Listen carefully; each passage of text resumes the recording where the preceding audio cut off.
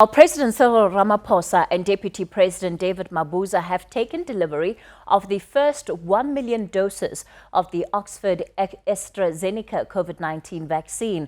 The vaccines arrived in Johannesburg on a plane from Mumbai this afternoon from the Serum Institute of India.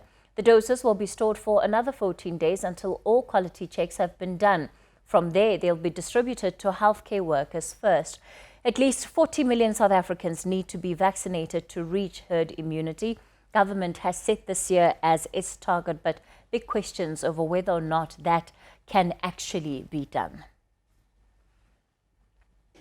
Well, at the same time, there's a lot of anticipation for the President's address tonight. At 8 o'clock, Cyril Ramaphosa is expected to address the nation on the latest COVID-19 information, at least from the government. Ziyanda Ngcobo is our senior politics reporter.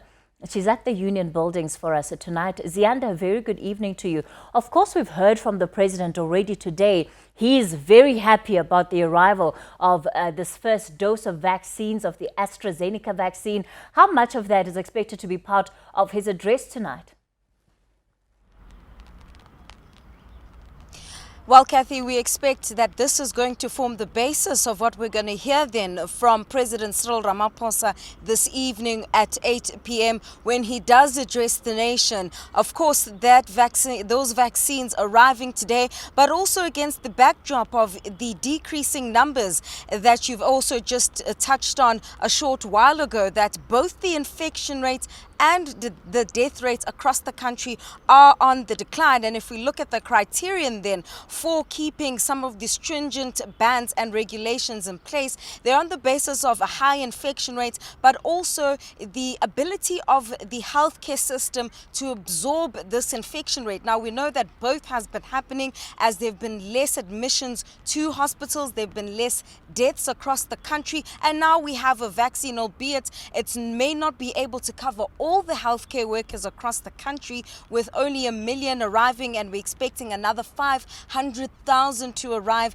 late in February. We need to divide this by 2, of course, by virtue of the fact that these healthcare workers, who are the priority of the government right now, they need to take at least 2 jabs. So for now, we're expecting that the President is likely to relax the ban on beaches, and you'll know that on Sunday there was recently a protest in Cape Town where there was demonstrations against the continued ban on beaches, so we're expecting relaxation there. We're also expecting the President to allow the restricted sale of alcohol across the country, as well as the extension of the ban likely to begin now from 11 o'clock as opposed to the 9 o'clock curfew that we've seen taking place. Of course, Ziyanda, doing too much too soon also has its associated risks. And I imagine the President would be wary to reopen too much when we know schools are also set to reopen this month. And all of this activity all at once could, of course, cause another increase in the numbers of COVID-19 cases.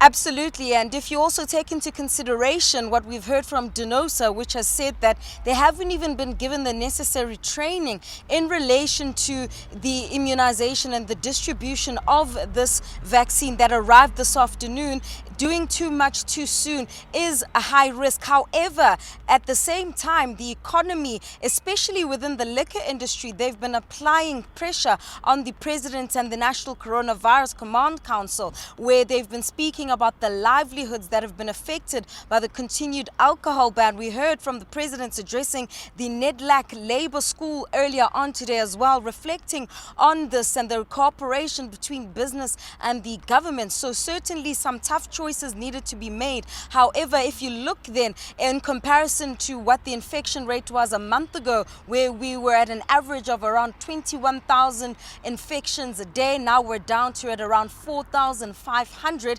It is going to be difficult for the President to justify then the continued alcohol ban when you look at the impact that it has on the economy as well as the beaches as well, because the pupils will be going back to school. There won't be much movement in terms of holiday makers. Remember, the beaches were closed in light of the festive season and the particular days then that we see large crowds out at the beaches. So certainly some some tough decisions have had to be made, but our economy is still limping at this particular point in time, and we're expecting then that there will be a fine balance that is struck by the president this evening.